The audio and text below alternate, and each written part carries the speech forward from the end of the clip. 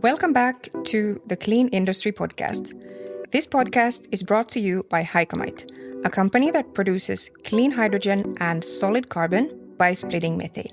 In this podcast, we explore the technologies and innovations that shape the future of industrial decarbonization.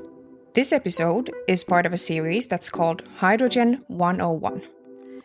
In this series, we break down the fundamentals of hydrogen, what it is, how it's produced, and how it can be used. I'm Sonia, your host. My co-host, Matti Malkamäki, is a long-time energy entrepreneur, a visionary in clean tech, and a leading voice in Europe's hydrogen economy. Welcome back to the podcast, Matti. Thank you. Pleasure to be here. So we are actually recording this podcast today from our Hycamite headquarters here in Finland. Mm-hmm. And for those of you who are maybe seeing a clip of this podcast on social media, you can see that our studio has been set up in one of our meeting rooms. Mm-hmm. And I really believe in testing things out before you fully commit to them. And this is our 4th episode now. Correct. And I think this podcast is really growing on me. And I think we should make our studio a bit cozier over the next episodes. What do you think, Matti? Do you dive into things head first, or do you want to test things out before committing? I think it's a little bit both. I mean, I'm an entrepreneur, so by definition, dive. Yeah. I mean, you can't test things like that, okay, how it would go without actually doing it. But on the other hand, when I'm working on something, especially when, it involves the other people or getting the message through or something like that. When, like, for example, making this podcast, I think that I'm rather willing to ensure that everything, works smoothly and so forth. And preparing for customer meetings and so forth, I tend to, do the prep work and not just, go there shaking two hands and see that, okay, that's it. No, you need to do your homework first. So after doing 3 episodes and now doing the 4th episode, how do you feel about committing to your role of podcast host? Well, this is a new thing for me, of course, but I think that it's really good and meaningful thing in that sense that we get the message through and we can really discuss with you about the things that the people are willing to hear and all the positive messages that we got in the first episodes. And, I mean, this is of course something that I do welcome, and therefore I think that this is actually a really good thing. Do you listen to a lot of podcasts?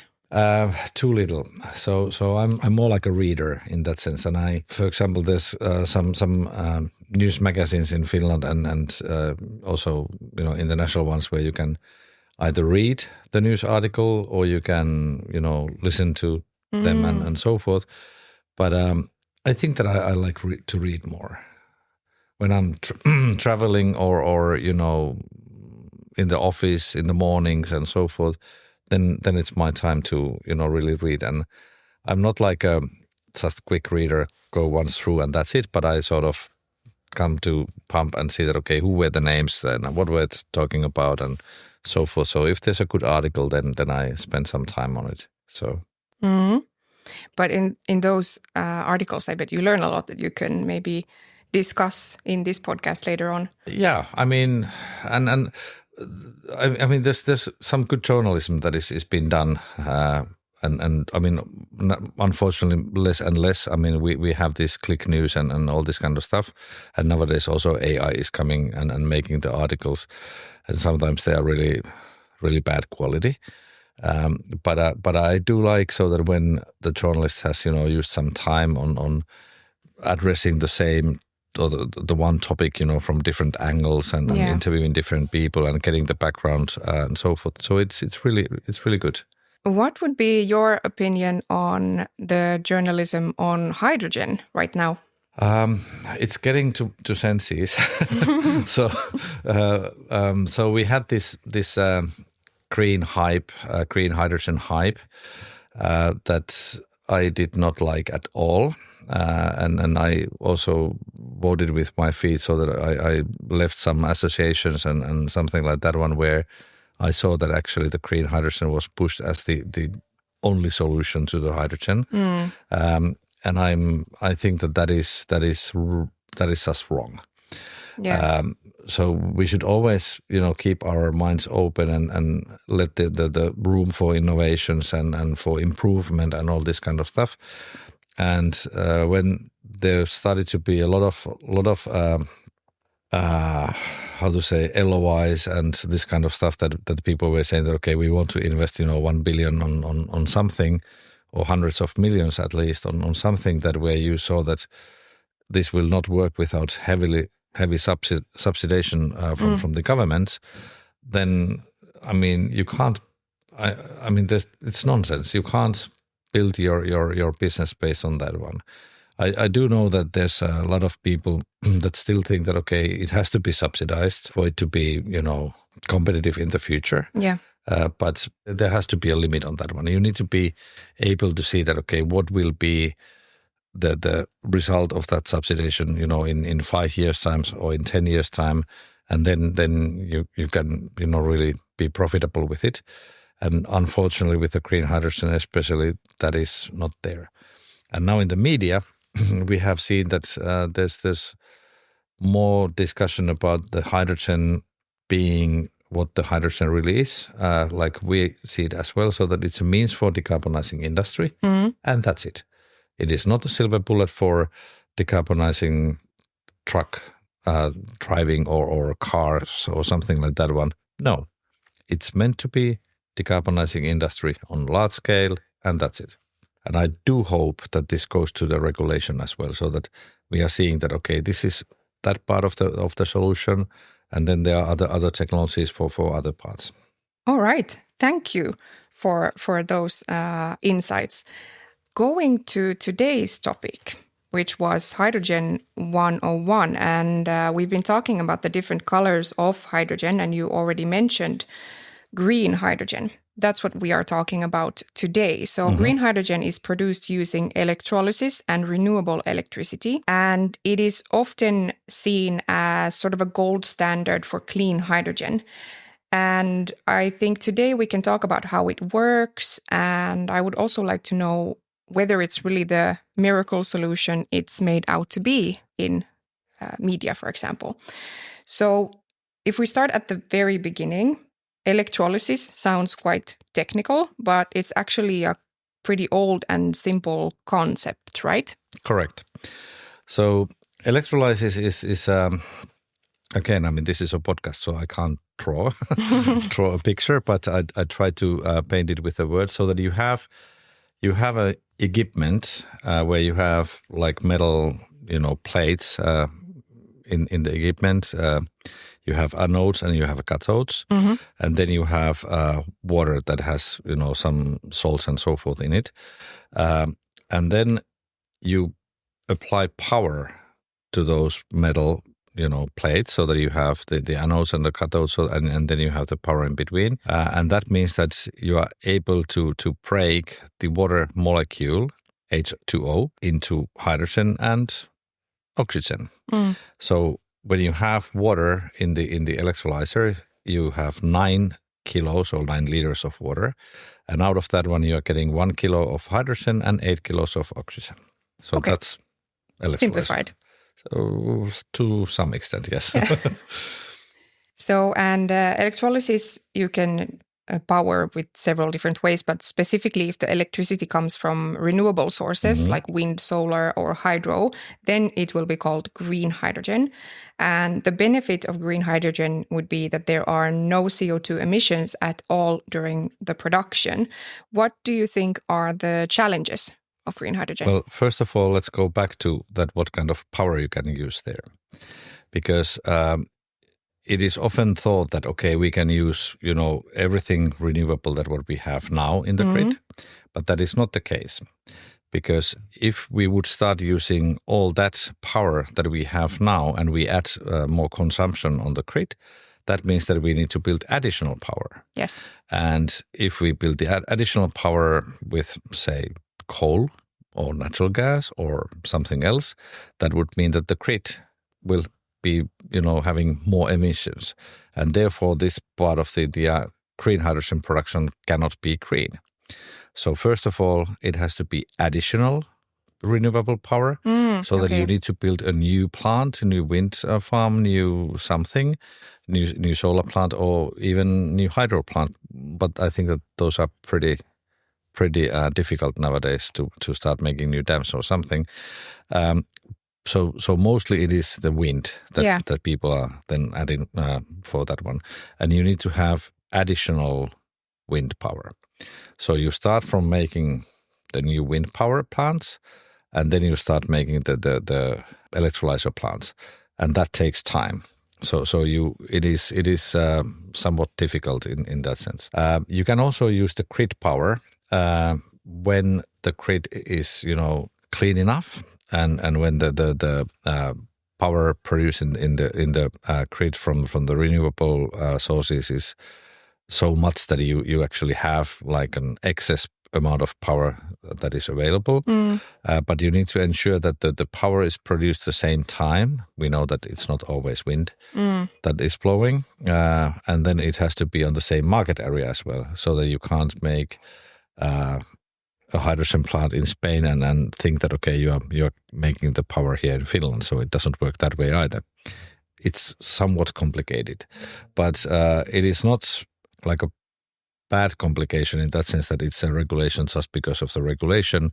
It is actually meaningful regulation in that sense that this way you can actually ensure that the hydrogen produced has low emissions. Well, when you have all this then applied and so forth, I think that the biggest misconception or so to say misjudgment on the green hydrogen is that people are thinking that it's renewable and therefore no carbon emissions. But that is not true. Everything that what we do has carbon emissions. And even though that it is renewable, it still has carbon emissions. So you need to calculate with the life cycle analysis all these emissions from production, from the power that you are using and so forth, all the way down to the hydrogen. And the problem with the green hydrogen is that it uses a lot of power. So it's not like very energy efficient in that sense. It requires a lot of power, and it has somewhat high amount of losses as well. And therefore, the emissions can be relatively high in the hydrogen. So typically in Finland, I think that the smallest number that I have seen in some calculations has been 0.3 kilograms of CO2 per kilogram of hydrogen. But the regulation allows it in Europe to go all the way up to 3.38.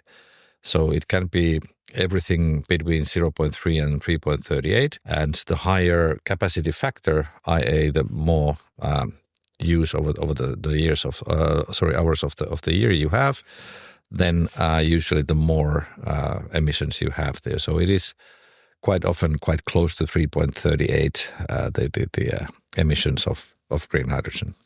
Right. And that is only like 2/3 less than with a gray hydrogen. Yeah. And can be about the same level that what you have in the blue hydrogen. So it is surprisingly a lot. It sounds quite complex to build up this green hydrogen infrastructure if that much renewable electricity is needed to be added.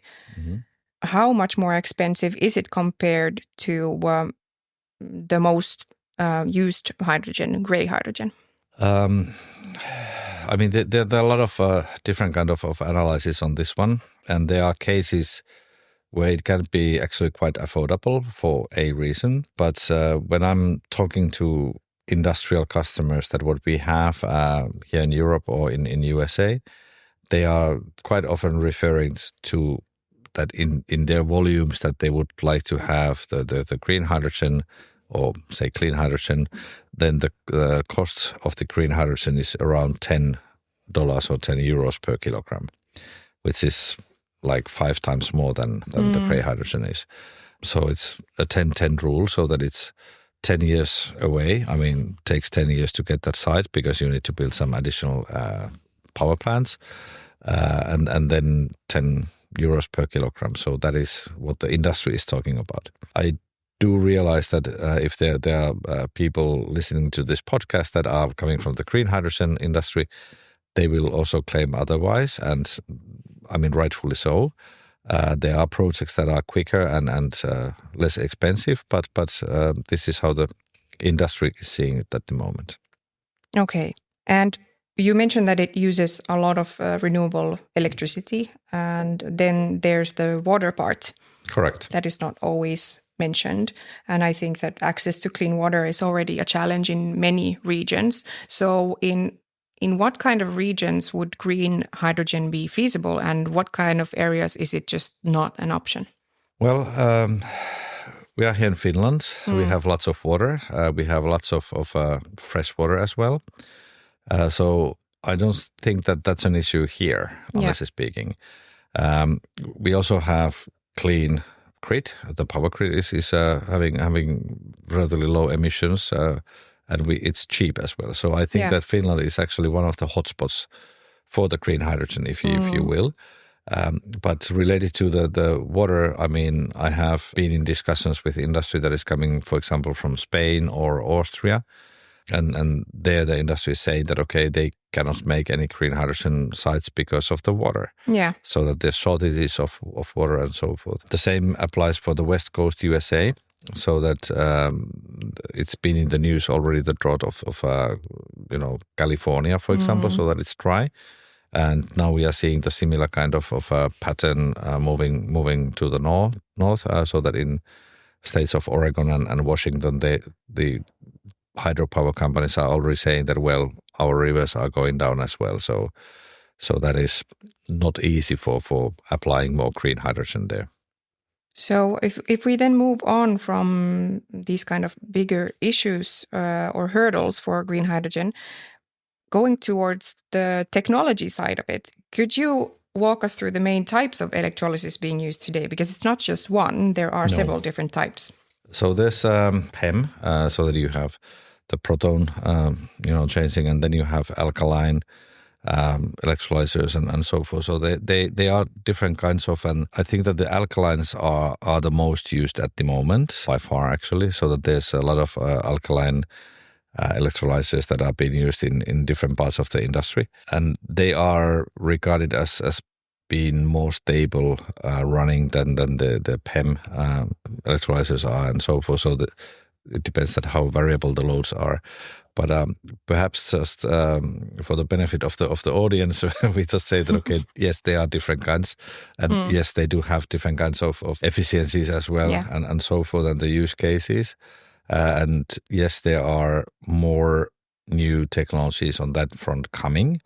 But even though there are wordings that, okay, you can, make more efficient electrolyzers and so forth, the bottom line is that when you are breaking the water molecule, into its elements, it is really expensive. I mean, really expensive energy-wise. Yeah. And therefore you can't never ever, cut it down to zero or something like that one. That's against the laws of physics. So you can decrease some losses there, yes, but you can't get away from that how energy impactful that whole reaction is. So to me, it sounds like we have the technologies that's needed for this, but we're not just able to scale them. And we've been talking about some reasons for why it's difficult to scale, but what do you think is holding it back the most? Is it the technology itself? Is it the cost? Or is it something around the policy landscape? I think it's about cost, because at the end of the day, you need to be able to make money with it. And if you're not able to make money, then there's no investors that are, willing to pay for it. The hydrogen is being used as a feedstock for various materials like ammonia, for example. And the ammonia market is actually quite, low grade market in that sense that ammonia is being used as a fertilizer, and you can't, or part of the fertilizers, and you can't really just, double the price of the ammonia or something like that one. It's really price sensitive, if you will. And if then you are thinking that, okay, we can double the price or triple or even, make it 5 times more the price for the main feedstock of the ammonia, then it just doesn't work in that sense that you can sell it to fertilizer manufacturers that, okay, they would be able to add it on the price that they are getting from the farmers and so forth. So no, that's not how it works in the markets. So you need to be able to have such a solution that actually doesn't have the embedded ESG premium on it, but has less emissions. And this is something that the green hydrogen lacks. Do you think there's a timeline for it to be scaled? I sincerely hope that it will be scaled at one point. But I do think also that way that we need to climb to the tree from the trunk and not from the branches, so that it has to be that we are taking this step by step. And at the moment, I think that the most meaningful way for using the renewable power that we can add on to our grid system is to lower the carbon footprint of the power grid. Yeah. Because we have still quite a lot of coal-fired power plants in countries like Germany and in Poland and so forth. And to get those decarbonized here in Europe first makes the most sense. And not to use that clean power to produce something where the economies are actually not present. If you're thinking about the timeline for scaling green hydrogen, do you think it's going to be within the next 5 years or so? No. A lot longer. Yeah. So in the power generation business, there was a phrase that the quarter in this business is 25 years, not 3 months. But I think that in order to decarbonize the power grid takes easily 10, 20 years. Yeah. It really does. And we need to take into account not only like building the new plants, but also replacing the old ones. And we are seeing that the power consumption is actually, getting up now. Okay, there are energy efficient energy efficiency measures that are being taken in the industry. Like, for example, adding, drives that are controllable and so forth. But on the other hand, we are seeing that there's more and more use of the power when we are willing to decarbonize things. So that we are having even electric boilers nowadays and all this kind of stuff. Therefore, decarbonizing the power grid is actually essential. Okay, thank you. My final question is there a green hydrogen project that you are closely watching, and why would you find it interesting? I have been watching for some of the green hydrogen projects, like the big ones like NEOM and so forth, that are of course interested. They are interesting to see that how they are developing. There's a couple of projects in USA as well, and here in Finland even. But I think that as one of these developers said to me actually not long time ago, was that we are banging our head to the brick of reality. And that is unfortunate to see at the moment. So I'm not really focusing those anymore in such depth. I'm more interested on what we are doing at Hycamite and how things are developing on this end, and especially on the joint production of high-value solid carbons with the hydrogen. Well, in that case, to round up, if that is more interesting to you, which obviously it is since you founded this company, but next time we are going to be talking about methane pyrolysis or methane splitting or turquoise hydrogen. So we're going to be discussing that. I think it might be a longer episode in that case. I feel like we have a lot to say about that because we know all about it. What do you look forward to the most when it comes to talking about our technology? Perhaps the joint production of these high-value carbon products together with the hydrogen, and then seeing that actually in some cases, especially when we are starting to make graphite plants and so forth, the hydrogen becomes something that is excess. Okay. And it can be like enabling other technologies to come and other industries to come on those locations where we have graphite sites as well. It actually turns the whole thinking upside down, and it gives a lot of possibilities there and so forth. But there's a lot to discuss. Also, marine application is interesting and correct and so forth. So there's a lot of stuff that we can really discuss about. Sounds great. I'm really looking forward to that. Thank you, Matti, for being my co-host today. And thanks for everyone who tuned into Hydrogen 101 on the Clean Industry podcast today. This series was brought to you by Hycamite, and we are a company working to produce clean hydrogen and solid carbon through methane splitting. Thanks for listening, and I'll see you next time.